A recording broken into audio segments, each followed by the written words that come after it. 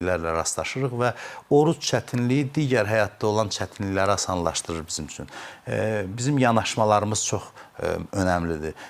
Gələcəyimiz, addımlarımız yanaşmalarımızdan asılıdır və Ramazan ayının orucunu da insan qərar versə tutacaq. Görürsən ki, əksinə sonradan aylar keçir, insan darıxır hətta oruc üçün və oruc ay gələndə insanda bir şadlıq olur. Zahirən maddi nöqteyi nəzərdən sevinəcək bir şey yoxdur. İnsan yemək yemir, özünü məhrum edir. Amma insanın ruhu, mənəvi baxımdan dincəlir, insan aram olur və belə bir halda orucunu tutduqda daha da oruca bağlanır, orucu sevir. Amma üzürlü səbəbdən pozulursa, bunu da deyim, bəzi insanlar israr edir. Deyir ki, mən orucumu pozmayacağam.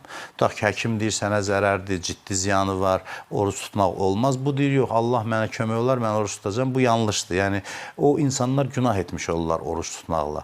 Əgər həkim bunu xəbərdar edirsə və oruc tutmaqla səhhətinə ciddi